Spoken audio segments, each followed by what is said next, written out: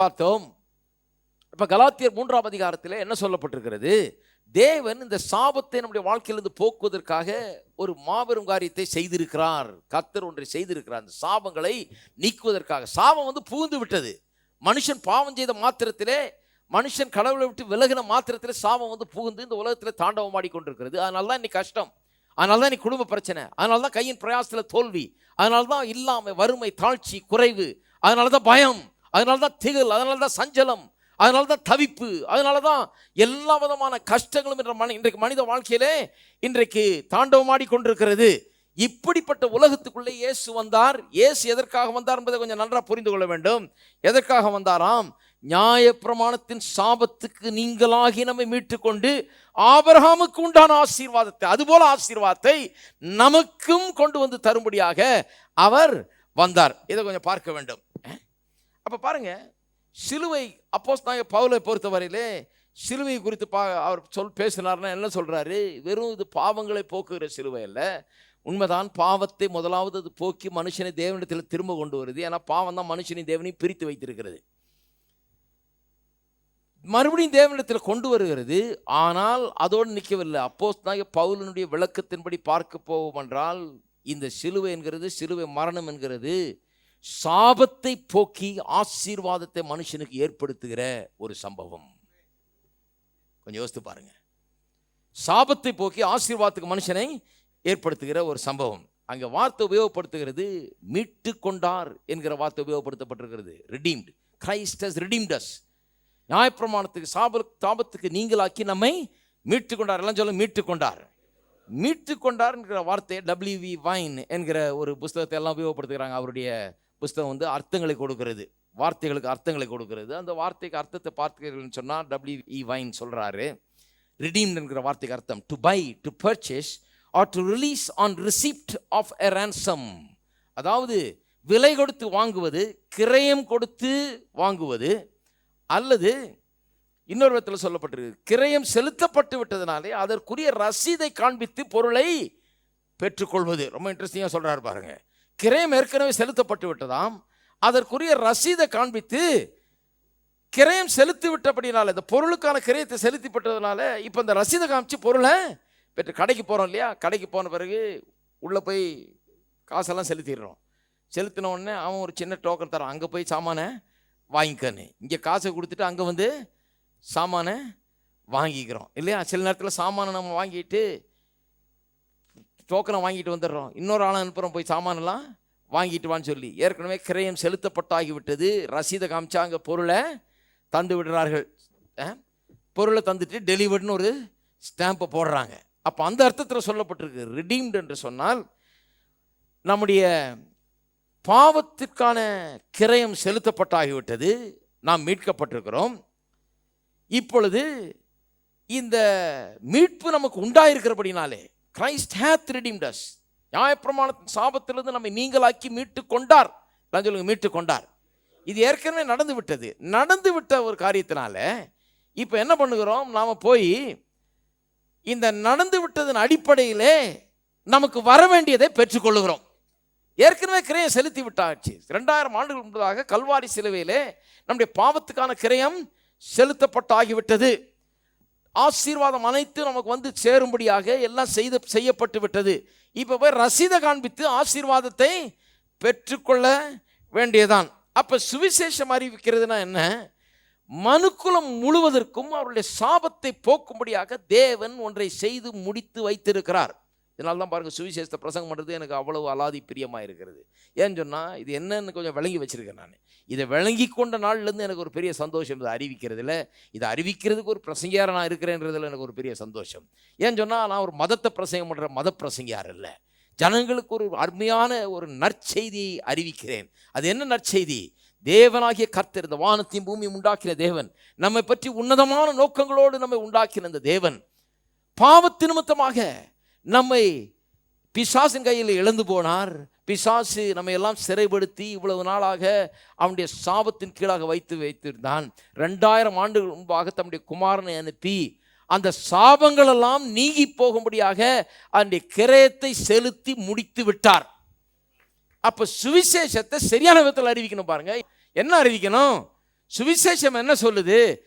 ரசீத்தை வாங்கிக்க, ரசீத்தை வாங்கிட்டு போய் பொருளை பெற்றுக்கொள். Hello, the price is already paid. கிரயம் செலுத்தப்பட்டு விட்டது. அதனால தான் பாருங்க, கிறிஸ்தவ பிரசங்கத்துக்கும் எல்லா மத மார்க்கங்களின் பிரசங்களுக்கும் பெரிய வித்தியாசம் இருக்கு. எல்லா மத மார்க்கங்களும் என்ன பிரசங்கம் பண்றாங்க? நீ என்ன செய்யணும்? ரட்சிக்கப்படுவதற்கு நீ என்ன செய்யணும்? மோட்சலோகம் அடையிறதுக்கு நீ என்ன செய்யணும்? பாவ மன்னிப்பு பெறதுக்கு நீ என்ன செய்யணும்? நீ அங்கே போகணும், இங்கே போகணும், இதை கொடுக்கணும், அதை கொடுக்கணும், இவ்வளவு விரதம் இருக்கணும், இவ்வளவு இதை பண்ணணும், இவ்வளவு நீ தவம் கிடக்கணும் ஆக்கும், இதையெல்லாம் செய்யணும், தலைகீழ நின்று இவ்வளவெல்லாம் பண்ணணும், எல்லாம் சொல்லி தர்றாங்க. ஆனால் கிறிஸ்தவ பிரசங்கம் வித்தியாசமானது. அது என்ன? தேவன் எல்லாவற்றையும் செய்து முடித்து விட்டார். கல்வாரி சிலுவை குறித்து நான் பிரசங்கம் பண்ணும்போது என்ன பிரசங்கம் பண்ணுறோம்? நான் செய்ய வேண்டியது ஒன்றும் இல்லை, எனக்காக எல்லாவற்றையும் அவர் செய்து முடித்து விட்டார். எல்லாம் முழு கிரயமும் செலுத்தப்பட்டு விட்டது. செலுத்தப்பட்டு புதிய ஏற்பாடு என்பது எனக்கு கொடுக்கப்பட்டிருக்கிற ரசீது.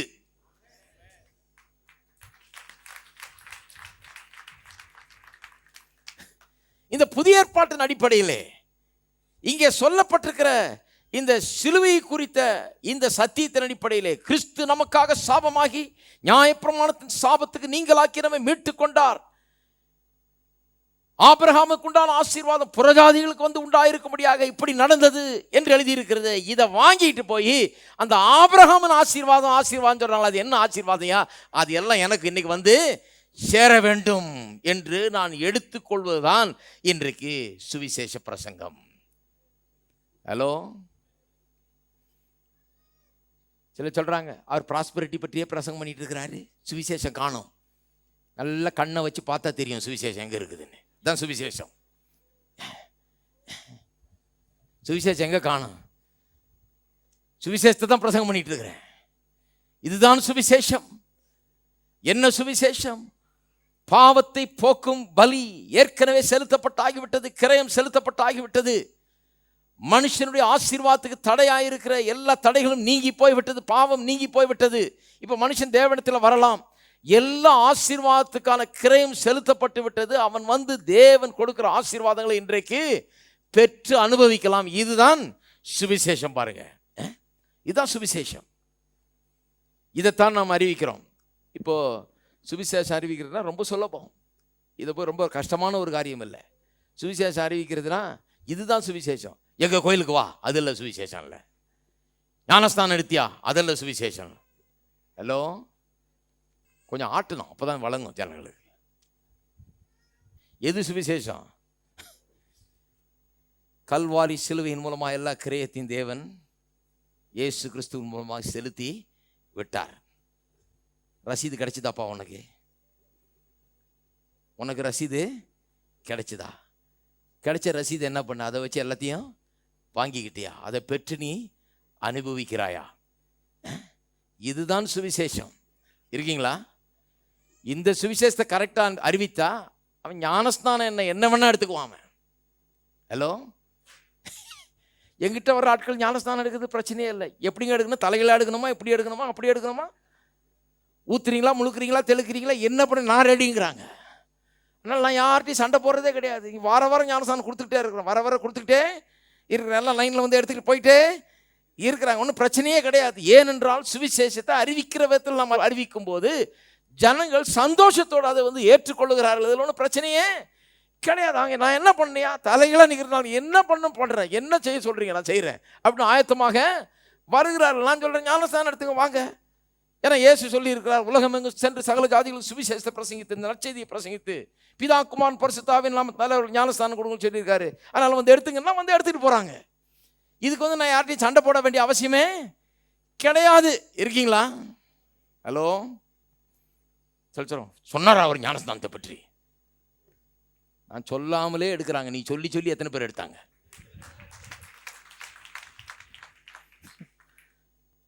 இருக்கீங்களா? இதெல்லாம் கொஞ்சம் விளங்கிக்கணும். அதனால அந்த மாணவர்களுக்கெல்லாம் சொல்றது, நான் உட்காந்து அப்படியே திம்ம மாதிரி உட்காந்துட்டு போகாது 2 வருஷம்னு சொல்றது. நான் கவனி, என்ன பண்றோம், என்ன பண்றோம் கவனி, எப்படி பண்றோம் கவனி, என்ன செய்யறோம் கவனி. போக வேண்டிய மத பிரசங்கம் மாதிரி பண்ணிட்டு இருக்காது. யாரும் பக்கத்தில் கூட வரமாட்டாங்க. பார்த்தோன்னே ஓட்டுவாங்க. வர்றாரு, முடிக்கிடுவார் பிடிச்சி, வேணா ஓடிடலான்னு. இயேசுவை பிரசங்கிக்கிறோம். கிரயம் செலுத்தப்பட்டு விட்டது. ஆசீர்வாதங்கள் எல்லாம் நமக்கு சொந்தம். இன்றைக்கு எவ்வளோ பேர் வந்து இங்கே உட்கார்ந்துட்டு இருக்கிறீங்க? ஏனென்று சொன்னால் ஆசீர்வாதத்தை பற்றி பிரசங்கம் பண்ணி கொண்டிருக்கிறேன். இன்றைக்கு உலகம் ஆசீர்வாதத்தை தேடிக்கொண்டிருக்கிறது. ஆசீர்வாதத்துக்கான வழியை தேடிக்கொண்டிருக்கிறது. தங்களுடைய பிரச்சனையிலிருந்து மீள வழி என்ன? போராட்டங்களிலிருந்து மீள வழி என்ன? சமாதானத்துக்கு வழி என்ன? குடும்பத்தில் நல்வாழ்வுக்கு வழி என்ன? நிம்மதிக்கு வழி என்ன என்று தேடி அலைந்து கொண்டிருக்கிறார்கள். நான் சொல்லுகிறேன், இயேசுதான் அந்த வழி என்று பிரசங்கித்து கொண்டிருக்கிறேன். அதனால தான் இவ்வளோ பேர் வந்து இங்கே உட்கார்ந்து கொண்டு இருக்கிறார்கள்.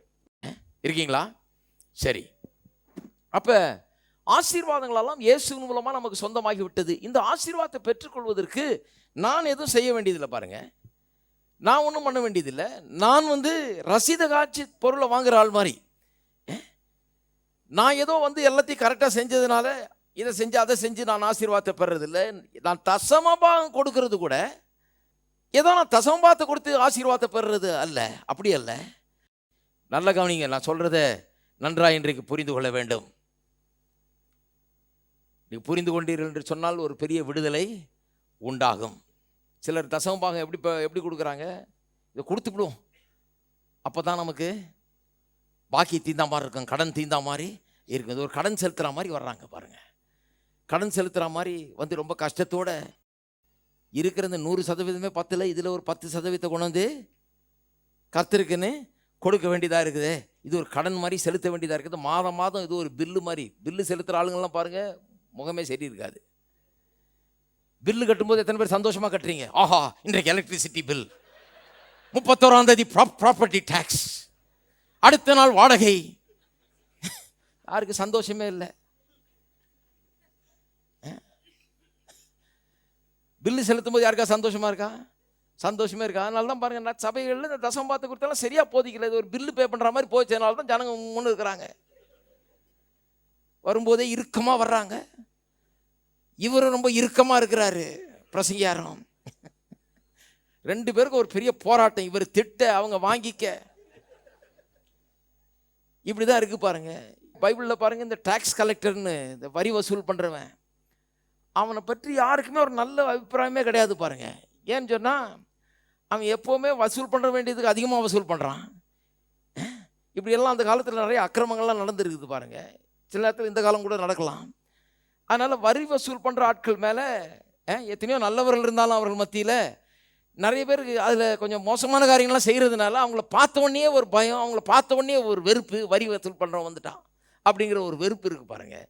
அந்த மாதிரி வெறுப்பு இன்றைக்கு நிறைய பேருக்கு பிரசங்கியாருக்கு மேலே இருக்குது. ஏன்னு சொன்னால் இவங்க வரி வசூல்காரங்க மாதிரி இருக்கிறாங்க. ஹலோ, ஏன்னு சொன்னால் இந்த தசம பாகத்தை வந்து என்னமோ பில்லு பே பண்ண வேண்டிய பில்லு மாதிரி பிரசங்கம் பண்ணி, இது நீ கொடுக்கலன்னா நீ தொலைஞ்சியாக்கும், பாராக்கும், நீ இங்கே இந்த 1000 ரூபாயை கொடுக்கலன்னா உனக்கு 1,00,000 ரூபாய் உனக்கு இந்த ஆஸ்பத்திரியில் செலவாக போதாக்கும், அப்படியாக இப்படியாக்குன்னு போட்டு உருட்டுறதுனால அவங்க வந்து மன கஷ்டத்தோடு இருக்கிறாங்க. ஆகவே சில காரியங்களை நான் தெளிவுபடுத்த விரும்புகிறேன். நான் சொல்லுகிறேன், நீங்கள் எந்த பில்லும் பே பண்ண வேண்டியதில்லை. எல்லா பில்லும் ஏற்கனவே பே பண்ணி ஆகிவிட்டது என்பதுதான் கிறிஸ்தவ நற்செய்தி. அதுதான் கிறிஸ்தவ நற்செய்தி. நான் எந்த பில்லுமே பே பண்ண வேண்டியதில்லை. அப்படி நான் தான் பில்லு பே பண்ணணும்னா இந்த பில்லை என்னால் பே பண்ணவே முடியாது. அதனால தான் அவர் அங்கே இறங்கி வந்து அதை பே பண்ணார். என்னால் பே பண்ண முடியும்னா இப்போ பண்ணிக்கணும்னு விட்டுருப்பாரு. யாராலையுமே பே பண்ண முடியாது. எந்த மனுஷனும் தான் பட்ட கடனை செலுத்த முடியாது. இந்த பாவத்து நிமித்தமாக அவன் செலுத்த வேண்டிய கிரயத்தை ஒரு மனுஷனும் செலுத்தி தீர முடியாது. அதனால தான் கல்வாரி சிலுவையின் மூலமாக, இயேசு கிறிஸ்துவின் மரணத்தின் மூலமாக மட்டும்தான் அந்த கிரயம் செலுத்தப்பட முடியும். ஆகவே தான் தேவன் தம்முடைய குமாரனையே அனுப்பி அந்த கிரயத்தை செலுத்தி முடித்துட்டார். நான் சொல்றேன், there is nothing that you owe to God today. நீங்கள் கடன் பட்டவர்கள் அல்ல, உங்கள் கடன் எல்லாம் தீர்க்கப்பட்டு விட்டது. கர்த்தர் அந்த கடனை எல்லாம் செலுத்தி தீர்த்து விட்டார். அப்போ தசம பாகத்தை எதுக்கு செலுத்துறோம்? கடன் செலுத்துற மாதிரி செலுத்துற தசம பாகத்தை. தசம பாகம் நாம் யாரை விசுவாசிக்கிறோம் என்பதற்கு ஒரு அடையாளமாக இருக்கிறது. அவ்வளவுதான். நான் யாரை விசுவாசிக்கிறேன் என்பதற்கு ஒரு அடையாளமாக இருக்கிறது. அப்ப அப்படி செலுத்துகிறோம் நாம். அப்போ தசமபாகம் செலுத்தும் போது எப்படி செலுத்துகிறோம்? அதனால தான் இந்த சபையில் வந்து செலுத்தும் போது சில அறிக்கைகளை செய்கிறோம். என்ன அறிக்கை செய்கிறோம்? நான் ஆசீர்வதிக்கப்பட்டிருக்கிறேன், எனக்கு தாழ்ச்சி இல்லை. நான் இங்கே என்ன அறிக்கை செய்ய சொன்னா தான் சொல்லுவேன். எனக்கு தாழ்ச்சியோ வறுமையோ இல்லாமையோ குறைச்சலோ எனக்கு கிடையாது. என்னுடைய களஞ்சியங்கள் பூர்ணமாய் நிரம்பும். என்னுடைய ஆலைகளில் திராட்சரசம் புரண்டு ஓடும். வானத்தின் பல்லகணிகள் எனக்கு மேலாக திறக்கப்பட்டிருக்கிறது. இடங்கொள்ளாமல் போகிற ஆசீர்வாதத்தை தேவன் என் மீது வருஷிக்க பண்ணுகிறார். இப்படிப்பட்ட காரியங்களை அறிக்கை செய்து பண்ணுறோம். அப்படி செய்யும்போது அப்போ தசமபாகத்துக்கு வேற ஒரு அர்த்தம் உண்டாயிருது. இது பில் பே பண்ணுற நேரம் அல்ல, என்னுடைய விசுவாசத்தை பயிற்சி வைக்கிற நேரம். என்னுடைய விசுவாசத்தை நான் பயிற்சி வைக்கிறதுனாலே எனக்குள்ள ஒரு பெரிய எக்ஸைட்மெண்ட் இருக்கிறது. ஒருத்தரிங்க வந்து பார்த்துட்டு சொல்கிறார், என்னையா தசமபாகங்களை செலுத்தும் நேரம்ன்றீங்க, எல்லாம் கைத்தட்டுறாங்களேன்றார். அவருக்கு ஆச்சரியம். தசமபாகங்கள் செலுத்தும் நேரம் எல்லாம் அப்படின்னு ஆவாங்கன்னு பார்த்தாரு. இங்கே எல்லாம் கைத்தட்டுன்னு பார்த்தேன், இது என்ன பெருசாக இருக்குது, தசமபாகம் செலுத்தும் நேரம் எல்லாம் கைத்தட்டுறாங்க. நான் என்ன இங்கே வேறு விதமாக போதிக்கிறோம். அதை பில்லு செலுத்துகிற நேரம் இல்லை, விசுவாசத்தை பயிற்சி வைக்கிற நேரம். அதனால தசமபாகத்தை செலுத்துவோம்னு சொன்னோடனே ஜனங்களுக்குள்ள ஒரு பெரிய எதிர்பார்ப்பு உண்டாகிறது. உன்னுடைய விசுவாசத்தின்படியே உனக்கு ஆக கடவுது என்று தேவன் சொல்லி இருக்கிறார். ஆகவே ஒரு விசுவாசத்தின்படி கொடுக்கிறார்கள். விசுவாசத்தின் கொடுக்கறதுனால ஒரு பெரிய எதிர்பார்ப்பு அவர்களுக்குள்ளே இருக்கிறது. களஞ்சியங்கள் பூர்ணமாய் நிரம்பும், ஆலைகள் திராட்சரசம் புரண்டோடும், குறைகள் எல்லாம் தீரும், நிறைவு இயேசுவின் நாமத்தில் உண்டாயிருக்கும் என்கிற ஒரு பெரிய எதிர்பார்ப்பு உண்டாயிருக்கிறது. பில்லு செலுத்தும் போது எந்த எதிர்பார்ப்பும் உண்டாகல. இந்த மாதம் கொண்டு போய் பில்லை செலுத்தும் போது கர்த்தருக்கு ஸ்தோத்திரம், அடுத்த மாதம் எப்பொழுது வரப்போகிறது பில் அப்படின்னு குதிச்சுக்கிட்டா வரேன் கிடையாது. செலுத்தியாச்சு, அடுத்த மாதம் வந்து தொலைப்பாங்க அப்படிதான் பார்த்துட்டு இல்லையா இல்லையா. ஆனால் தசமபாகம் செலுத்தும் போது அப்படி இல்லை. அது எனக்குள்ள மிகப்பெரிய ஒரு எதிர்பார்ப்பை உண்டாக்குறது. ஏனென்று சொன்னால் இது நான் கடன் செலுத்துறது இல்லை, என்னுடைய கடன்லாம் செலுத்தப்பட்டு விட்டது. தேவன் எனக்கு ஆதாரமாய் இருக்கிறார். நான் கர்த்தரை நம்பி வாழுகிற மனுஷன், ஆசீர்வாதத்தின் மனுஷன். நான் சாபத்தின் கீழே வாழ்ந்து கொண்டில்லை, ஆசீர்வாதத்தின் கீழே வாழ்ந்து கொண்டிருக்கிறேன். அதை எடுத்து காட்டுவதற்கு தான் தசம பாகம். அதனால தான் அந்த வெள்ளி பொண்ணெல்லாம் குவிச்சு வச்சிருக்க வெள்ளி பொண்ணெல்லாம் வேணான்ட்டான். இவன் வந்து அடித்து பிடிச்சி சண்டை போட்டு யுத்தம் பண்ணி சம்பாரிச்சது இது. இதெல்லாம் நீயே எடுத்துகிட்டு போன்ட்டான். எனக்கு வந்து கர்த்தரின் ஆசீர்வாதம் ஐஸ்வர்யத்தை தரும். நாங்கள் எப்படி சம்பாதிக்கிறது இல்லை, இது கடவுளுடைய ஆசீர்வாதம் எனக்கு ஐஸ்வர்யத்தை தரும்பா, நீ இதெல்லாம் எடுத்துகிட்டு போன்ட்டான்.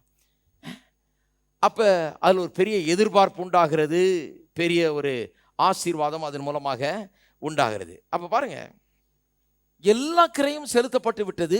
ஆசீர்வாதம் இன்றைக்கு எப்படி வந்து நமக்கு கிடைக்கிறது? அவர் கிரையும் செலுத்தினபடினாலே நாம் இலவசமாக அதை பெற்றுக்கொள்கிறோம். இதை புரிந்து கொள்ளணும். இதே தான் நான் போய் அவர்கிட்ட கெஞ்சி கூத்தாடி தவம் கடந்து நான் பெற்றுக்கொள்கிற ஆசீர்வாதம் இல்லை. அவர் செய்த கிரியினால, அவர் செலுத்தின கிரயத்தினால நான் எல்லா ஆசீர்வாதத்தையும் நான் இன்றைக்கு பெற்றுக்கொள்கிறேன். Blessing is a redemptive thing.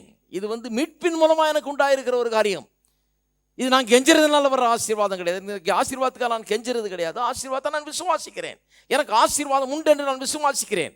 சாபம் நீங்கிறது என்று நான் விசுவாசிக்கிறேன். விசுவாசிக்க வேண்டும். ஹலோ, நிறைய கிறிஸ்தவங்க பாருங்க, இன்னும் ஏதாவது சாபம் இருக்குதான்னு கொஞ்சம் ஜெபம் பண்ணி சொல்லுங்க பிரதர் என்றார் ஒருத்தர்.